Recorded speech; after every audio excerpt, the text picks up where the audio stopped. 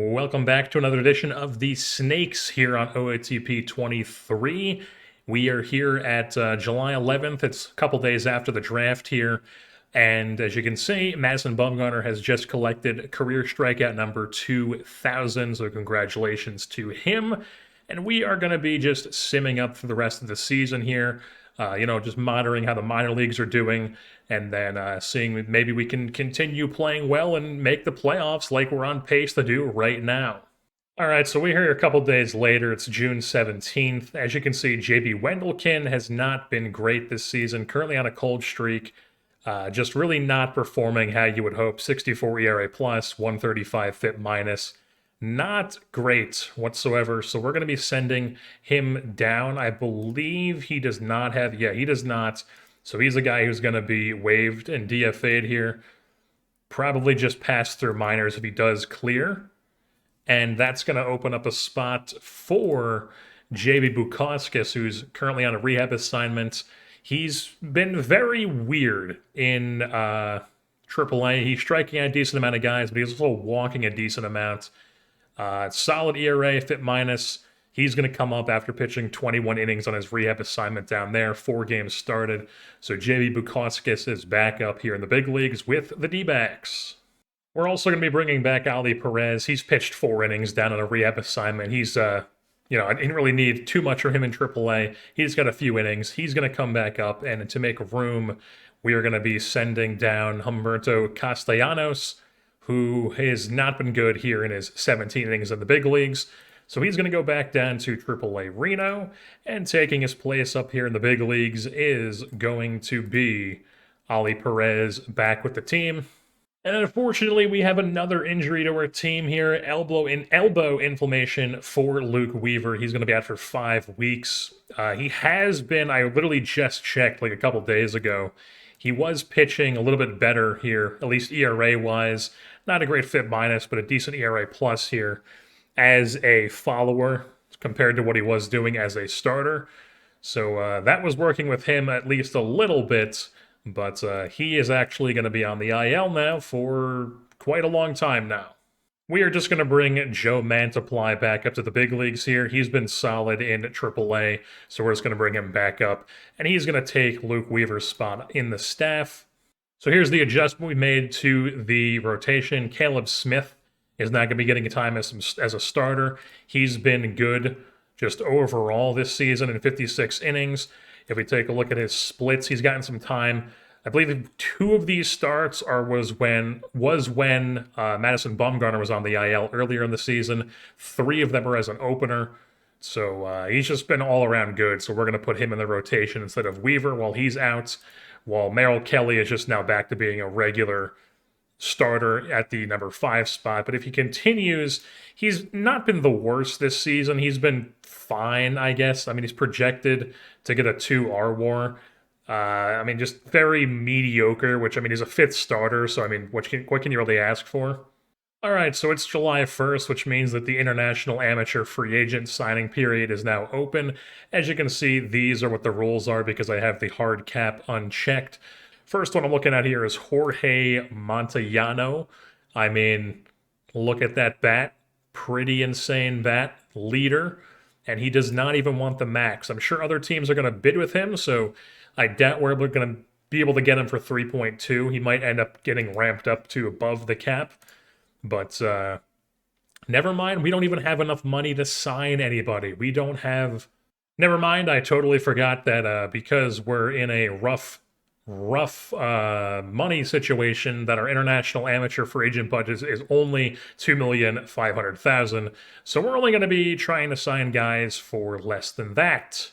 One interesting pitcher that I'm seeing is this guy from the Czech Republic who has potentially a really good slider, could be a really interesting reliever, almost seems like he's like a Dean type guy, Greek Dean, if you've seen the Mariners OOTP series I did in OOTP 21. He was a very weird bullpen arm we had in that. And this guy seems like he could be the Czech Republic version of that. So we're going to go ahead and offer him And then I highly, highly doubt this guy is going to be somebody we're going to be able to get, but we can just barely slip in Luis Romo under our budget. But I'm sure, once we sim a day, somebody's going to offer him more, and we won't be able to offer him anything else. But we're going to go on and slap an offer on him as well. So I sim one day to see what these guys react, and Sean Poppin, who's been a very good reliever for us, bone chips in his elbow at 4 months.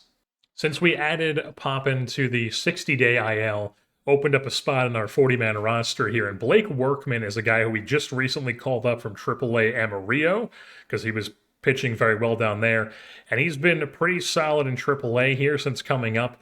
Only 7 innings and 9 appearances, but we are going to be calling him up because he is very unhappy with his role in AAA, thinks he should be in the major leagues. So we're going to see what he's got here in the big leagues for us. He's going to take Sean Poppin's spot in the bullpen. Number 5 is an odd number, but we'll roll with it. For a pitcher, I should say. All right, so we do end up signing the very odd slider guy from Czech Republic, Jan Kozel. Luis Romo does indeed want more money, though, so we're not going to be able to get him. But some good news is the Dalton Varsho is just rewarded with the Player of the Week honors. He has been pretty good. 3.3 WAR, on pace for a 6.8 WAR. I mean, a 105 WRC plus. He has been very good for us this season. All right, a couple other updates here. We did just sign one more international free agent, this Jesus Contreras catcher from Dominican Republic. High adaptability and not really too much with the personality going on there. Okay defensive catcher, 50, very average, obviously, but could maybe be something down the line. Who knows? But we just wanted to get at least one more guy in the international amateurs. Also, the top 100 prospects list has an update, and Tamar Johnson is the number 4 overall prospect in all of baseball here. Not off to a raging start in rookie ball, but still very highly touted of a player for sure.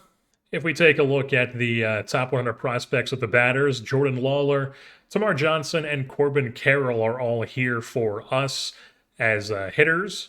And then down in the pitching side of things, it looks like Ryan Nelson just cracked the top 100 here. Blake Walston, who we have in AA, and then Bryce Jarvis, who is in AAA this season. Not really performing for us, but he is in AAA, 12 relief appearances in AAA this season. He's been, I guess, good FIP, but not a great ERA. Bit of a weird season for him. And if we check in with Corbin Carroll here, if we remember back towards the draft, we did promote him from high A to AA, and he has been just as good, basically striking out a little bit more, walking a little tiny bit less, but still overall very good in AA Amarillo for us this season.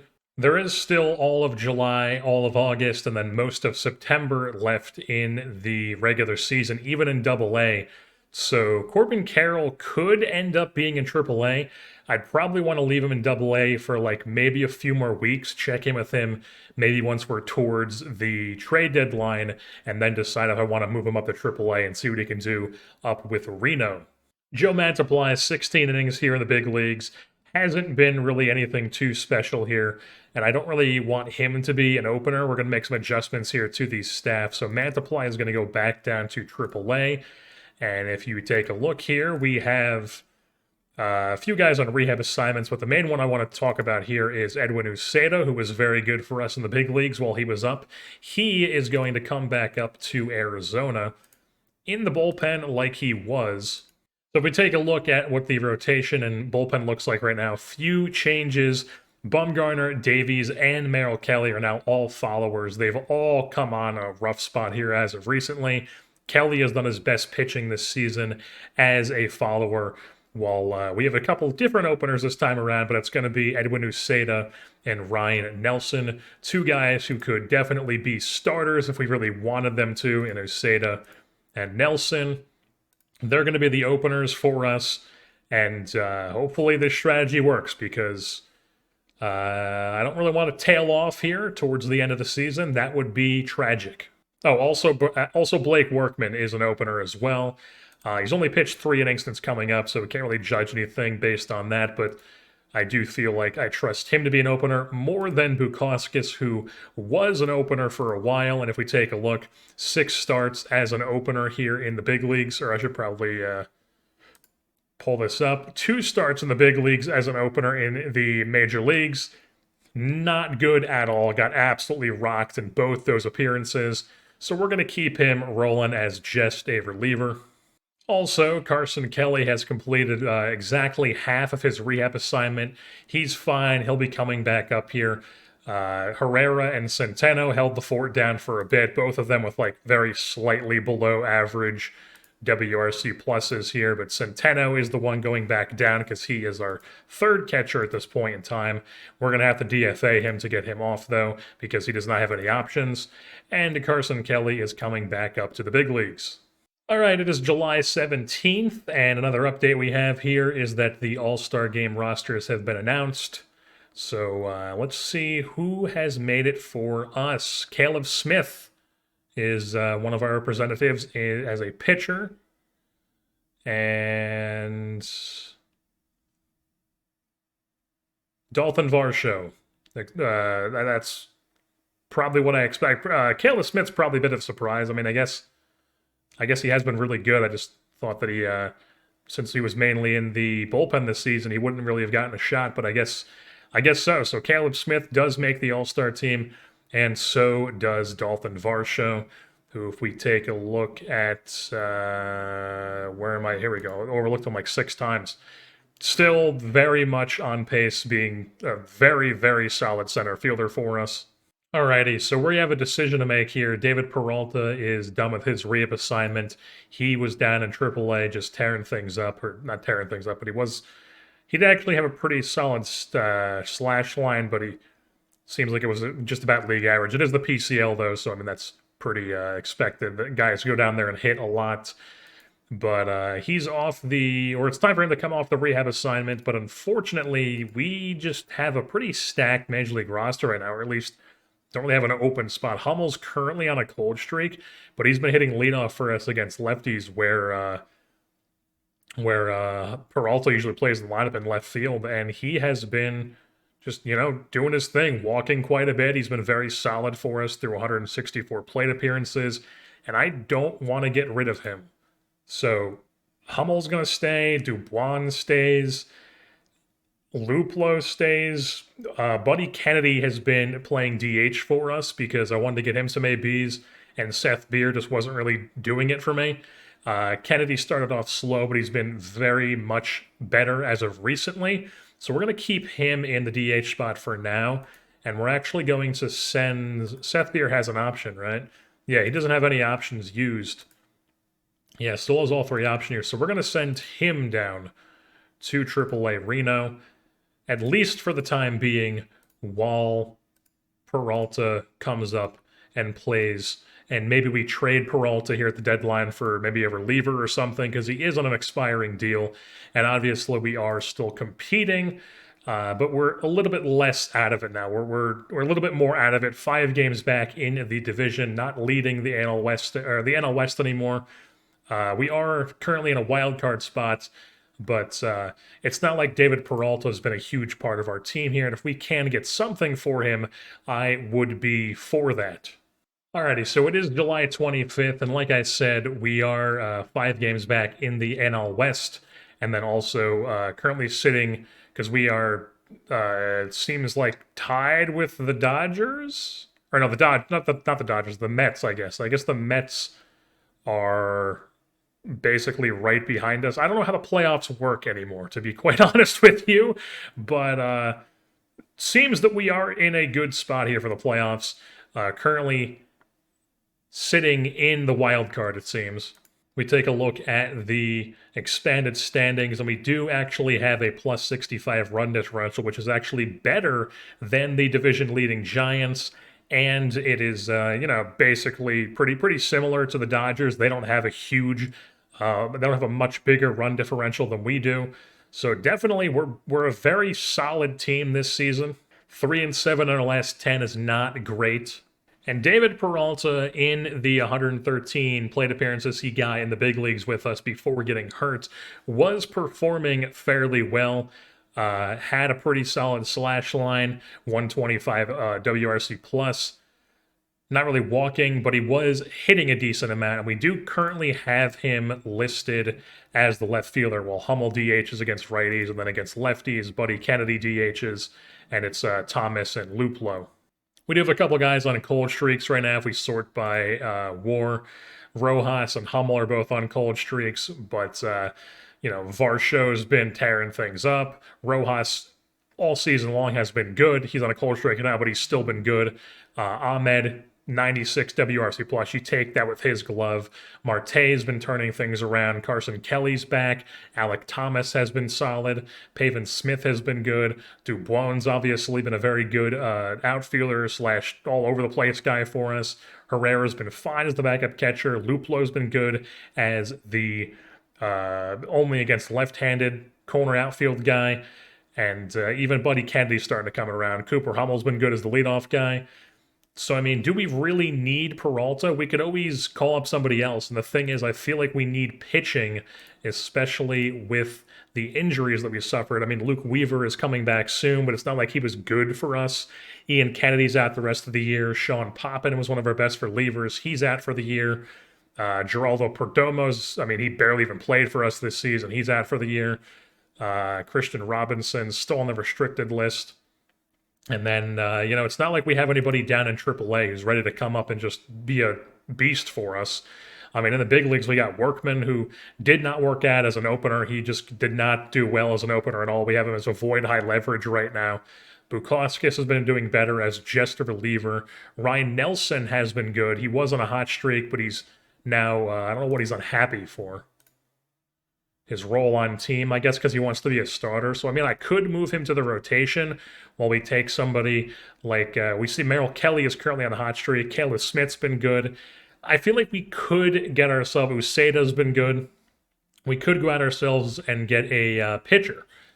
Even if it's just like an okay reliever for Peralta. Peralta could be a trade piece. But we're in this weird situation where I don't really want to, trade the farm for a big piece at the deadline, but I also don't want to not improve the team because we are in a good position to actually do something, and you never know what can happen if we get in the playoffs. And then just a quick glance through here. We're on the trade block. I have it sorted by ERA plus right now. Obviously, there's going to be some guys here who've barely pitched, but I mean, just standing out right away, guys like Chad Green, he could come in and immediately be a very good bullpen arm plus opener for us. We know that he's succeeded in that role in the past.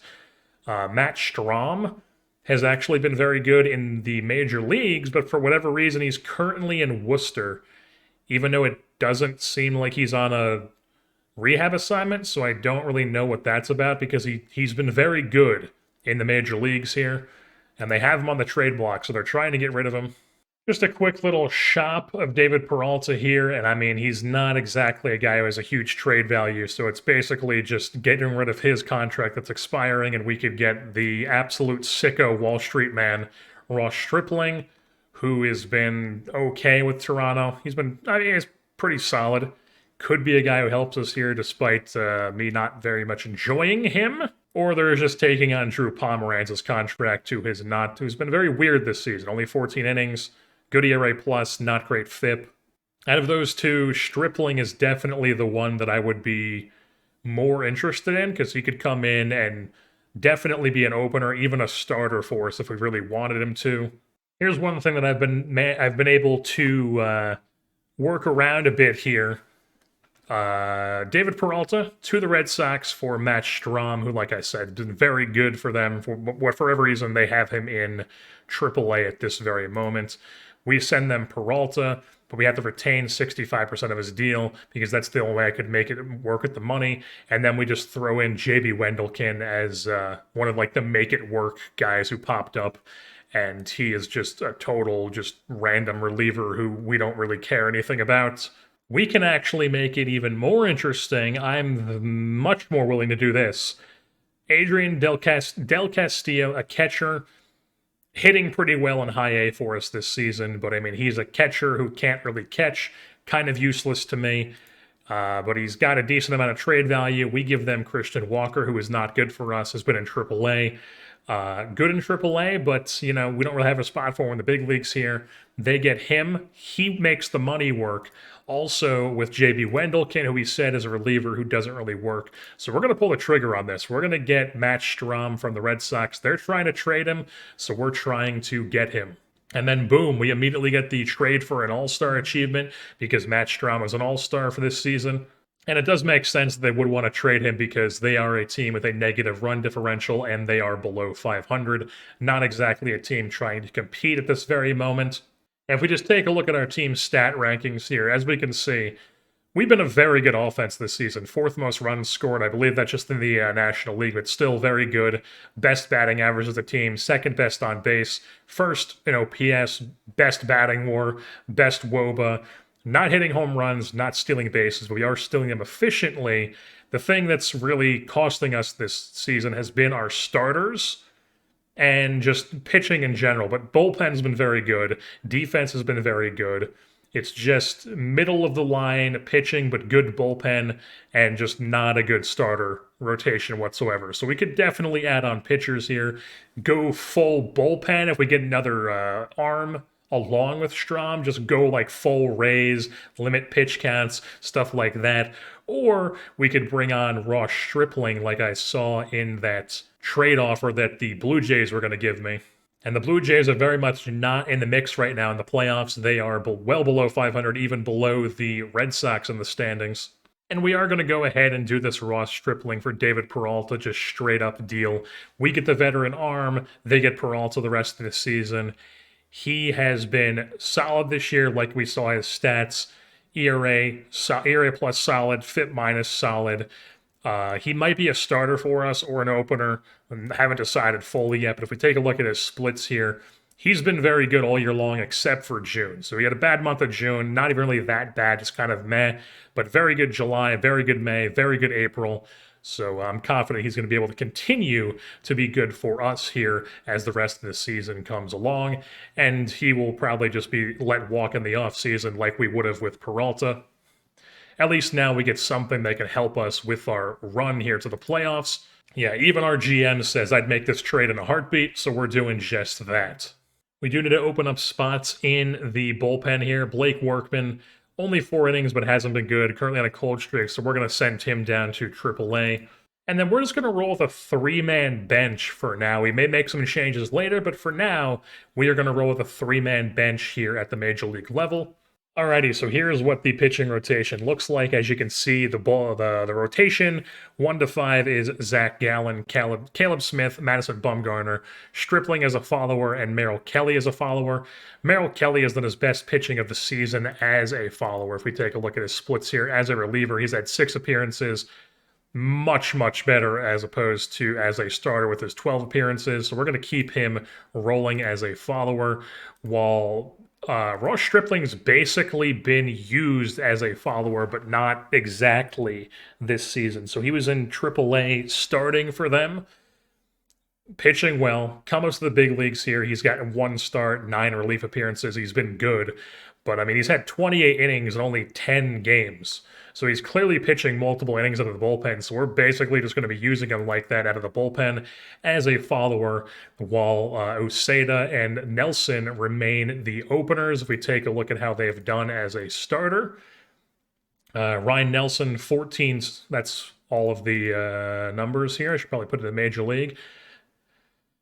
He's actually not been good. But we're going to keep him at least for now. We could change it to Strahm to be an opener, but we're going to keep him as the opener right now, along with Useda. Clicked on the wrong guy, along with Useda, who also...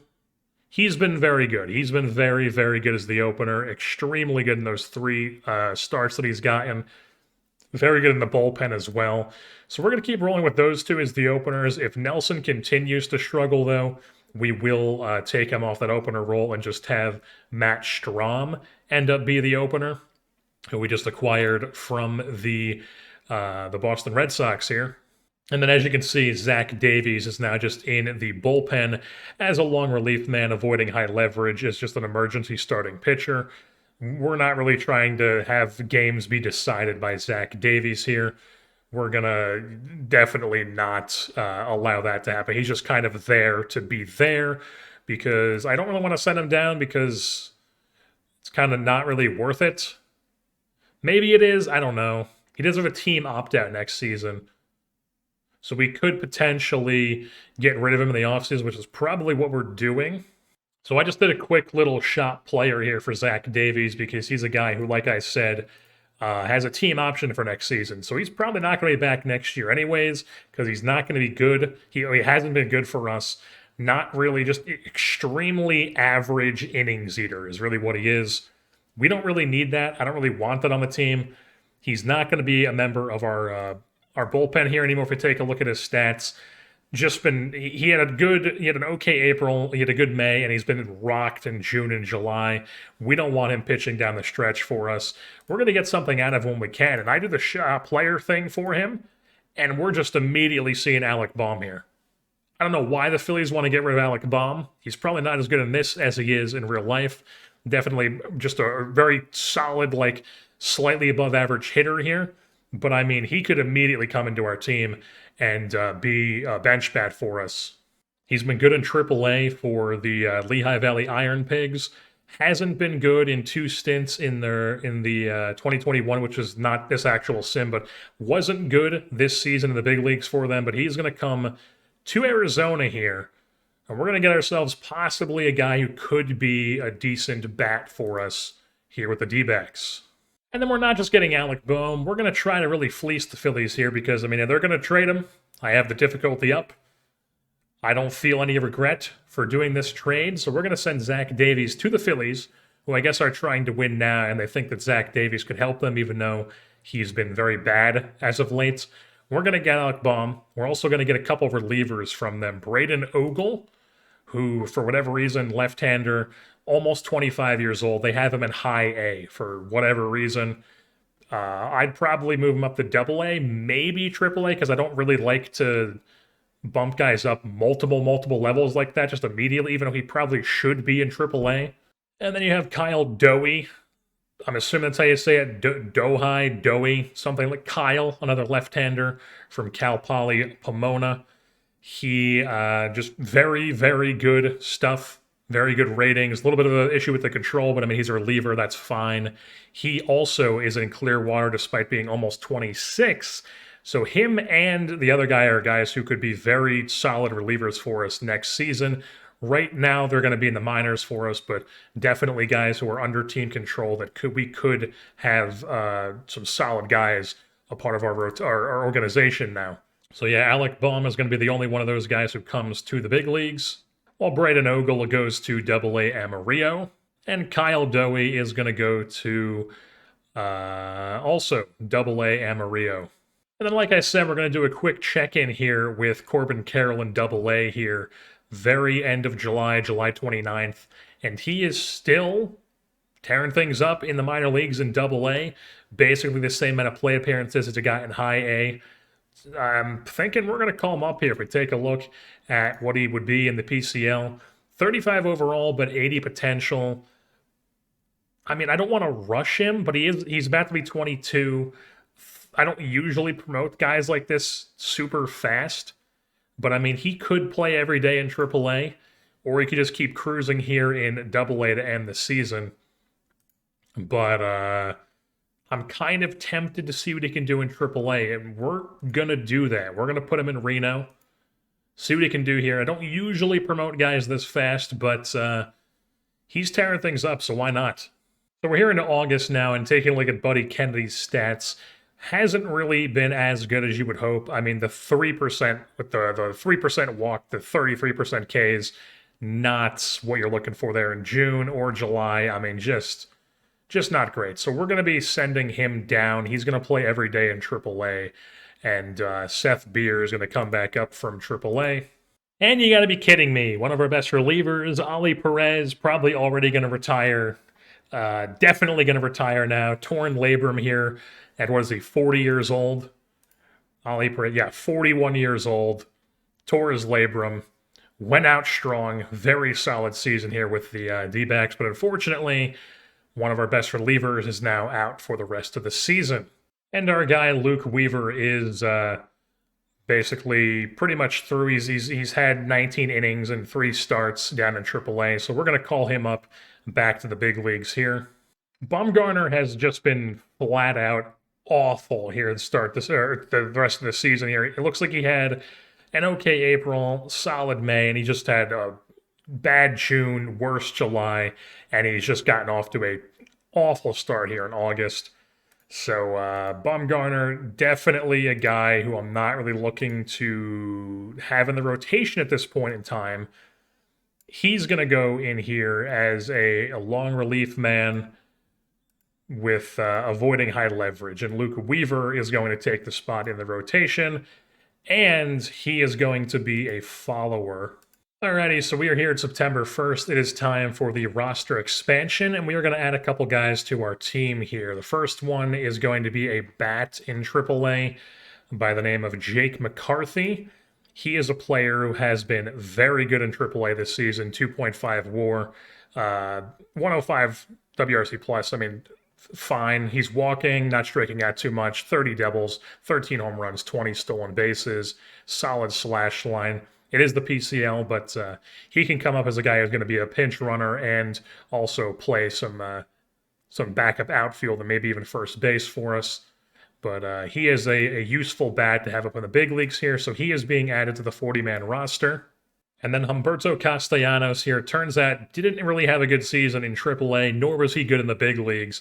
So we are actually going to D.F.A him, waive and D.F.A him to open up a spot on the 40-man. And that spot on the 40-man is going to go to Luis Frias, who has been good in AAA this season. 2.8 WAR, 138 ERA plus, 80 FIP minus. Very solid season in the rotation for Luis Frias. He expects to be in the major leagues, so we are going to reward him with a call-up here in September. We do end up losing Humberto Castellanos to the waiver wire. He was claimed by the Chicago Cubs. Not really too concerned about losing him, though. Just an extremely average pitcher. Alrighty, so we are here into September 12th, and Zach Gallen has been pitching very well as of recently. 30 scoreless innings in a row. Very ace-like for him. Christian Robinson, I don't care. Just go down to like AA. You're just some random guy. We are here at the end of the season, and unfortunately, our Arizona Diamondbacks have just had a total collapse here in the month of September. And I mean, just an extremely tough division, just like I thought it was going to be. 83 and 79 on the year, and we do not make the playoffs because we just, like I said, had a rough September. The rest of the team's very solid. We beat up on each other all season long, but as you can see, Ketel Marte, batting champion. Great to see that. But just all-around solid season for this D-backs team, though. Take a look at the standings here, expanded standings. We finished with a plus 55 run differential, better than the Giants. They make the playoffs because they were extremely lucky. But, I mean, we just, like I said, 2-10, 2-8 in our last 10 here. If we take a look at the team's schedule here, like I said, we got swept by the Brewers to end October. And then September, just split with the Astros, lost a series with the Giants, split a series with the Dodgers, split a series with the Padres, lost to the Dodgers, won against the Rockies, but then lost to the Padres, lost to the Brewers. I mean, you can't just lose every series in September if you want to make the playoffs, and that's what this team did. But Ketel Marte apparently does win the batting title with an exactly 300 batting average, which is pretty insane. Best batting average in the league is exactly 300. If we take a look at the lineups here, the position players for the D-backs this season, highest WAR on the team was Ketel Marte, 124 WRC plus, ended up very much rebounding from his slow start to the season. I think he had like an 80 WRC plus around the draft, so very much one of the best hitters on our team. Alec Thomas ended up having a pretty solid year as well. Dalton Varsho, not as hot as he was. Still solid season, though. Definitely encouraging. Nick Ahmed, doesn't hit, but very good defender. Josh Rojas was solid. Pavin Smith was good. Carson Kelly was plenty fine as a catcher. So was Herrera, even as his backup. Luplo was good as the platoon guy against lefties. Dubois continued to be a solid backup guy for us, around league average hitter, while playing just a plethora of different positions from him. If we see his player card, just a lot of different positions. Take a look at his fielding stats. I mean, he got games everywhere. He got games.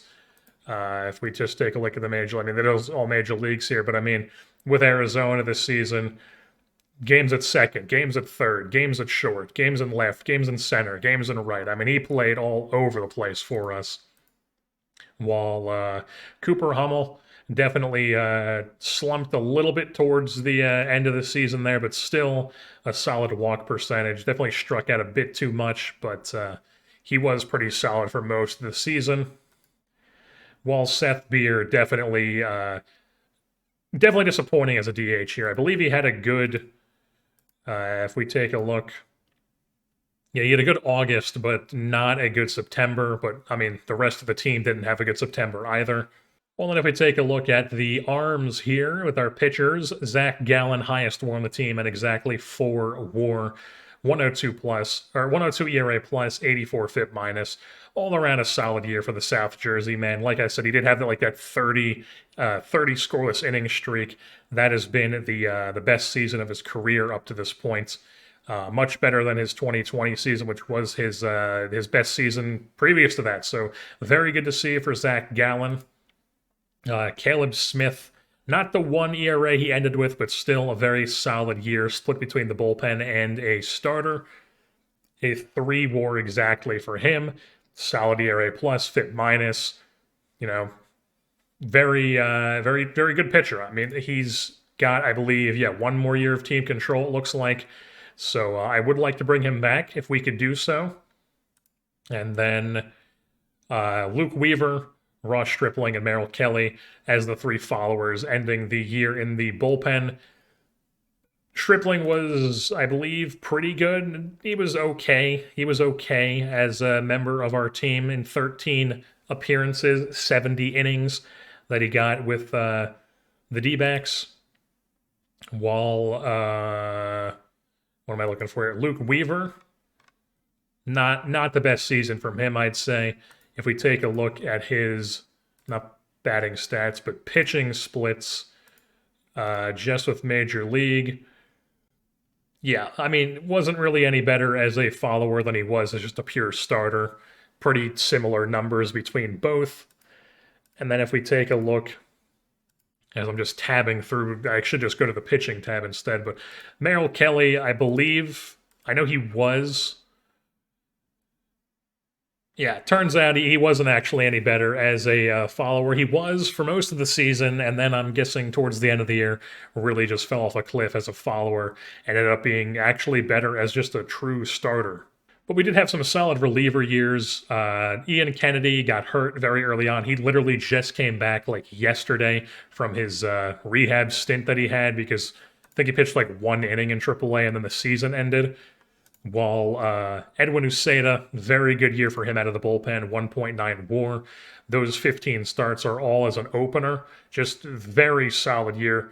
Definitely a guy who is a useful piece in our pitching staff here. If he continues to be good for us, Melanson, he was fine as the closer.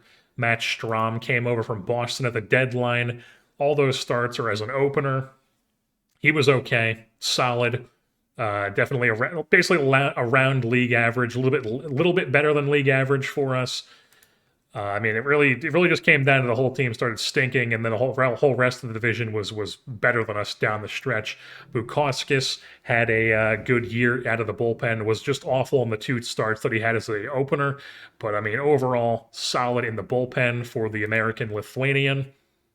Lorenzo as a low leverage guy, he was okay. Luis Frias actually was pretty impressive in the 20 innings he got as an opener slash long man in the bullpen since coming up in the September call-ups. But definitely a very intriguing player, was very good in AAA. Could possibly be a starter for us next season. Ryan Nelson finished the year not great. I mean, pretty much just slightly below league average. Definitely not what we were hoping for from Ryan Nelson, but I mean, it was his first year in the big leagues, so hopefully he's able to be better as he progresses in his major league career. Darian Nunez was not that great. I mean, just basically around league average for him. Struck out a few guys, didn't walk too many guys, but to give up a little bit too many home runs. I mean, not too many, but I mean, 1.6 isn't the worst. Not that I really care too much about home runs per nine, but I mean, he was fine.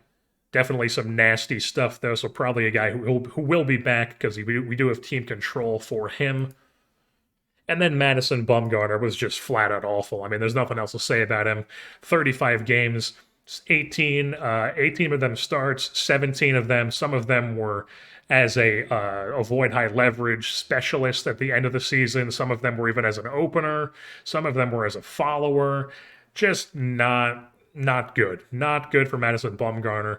And we have him signed for 2 more seasons at a pretty penny. So in the offseason, I might try to get rid of him.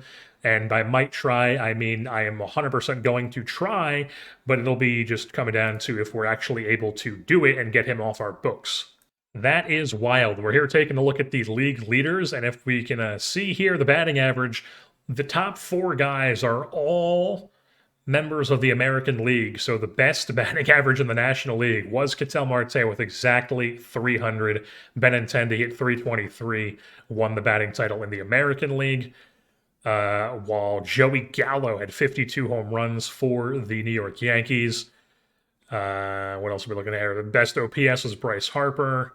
Best WAR, Bryce Harper. Vladdy was behind him. Well, this is insane.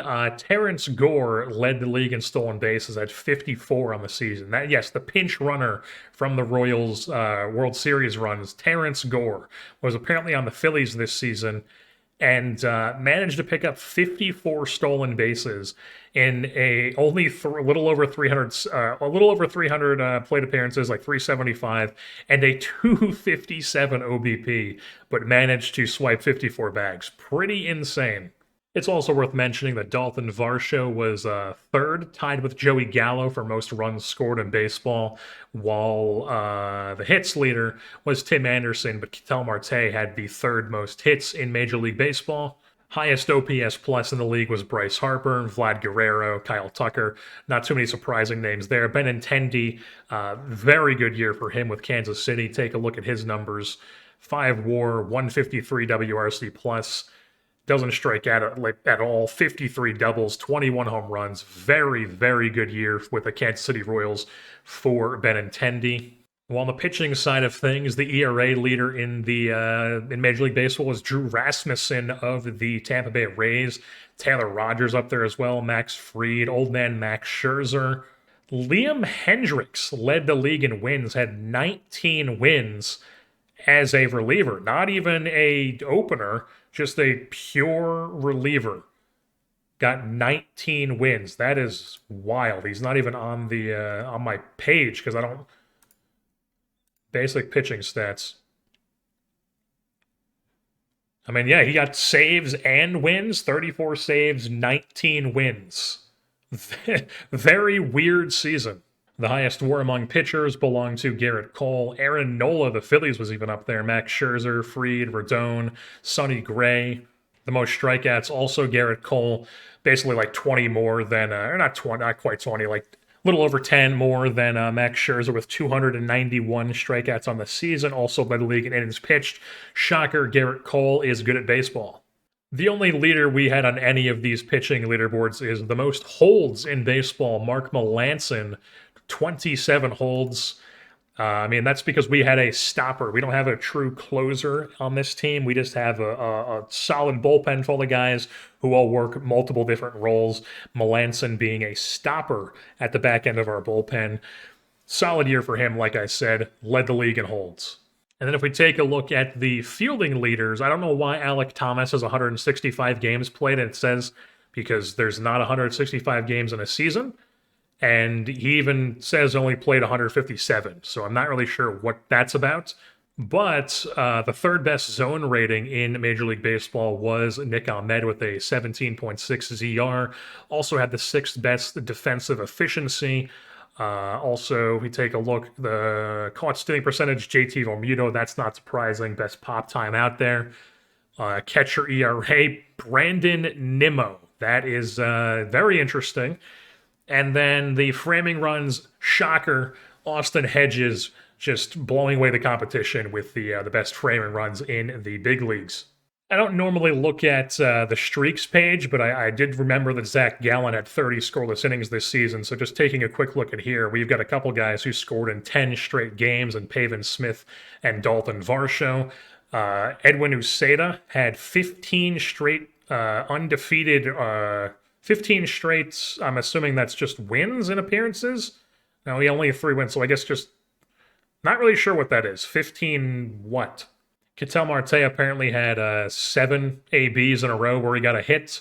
And there you see it. The most scoreless innings in a row in Major League Baseball this season was Zach Gallen, the South Jersey man. 30 scoreless innings in a row, beat out Giovanni Gallegos, Sandy Alcantara, Luis Castillo, Patrick said, almost said Pablo Sandoval, and Brad Keller. But the South Jersey man himself, Zach Gallen. And just taking a look at some of the team stats around or just the total team stats, I should say. D-backs, I mean, bottom tier of the league here in home runs. That's definitely something we need to improve on, is getting more home run hitters into the organization. But overall, scored a lot of runs. 5th most runs scored in all of Major League Baseball this season. And then just kind of a middling team when it comes to runs allowed. Definitely not the worst, but also not the best, which was the Mets, who allowed sub 600 runs. Second best team on base, or actually tied for the first. Us and the Dodgers both had the best on base percentage as a team. Towards the top in slugging percentage, and OPS also towards the top. So definitely a very solid hitting team for us this season. While on the pitching side of things, I don't know why I'm looking at innings plus, but most strikeouts, more towards the bottom here with Cleveland and Kansas City and the Cubs.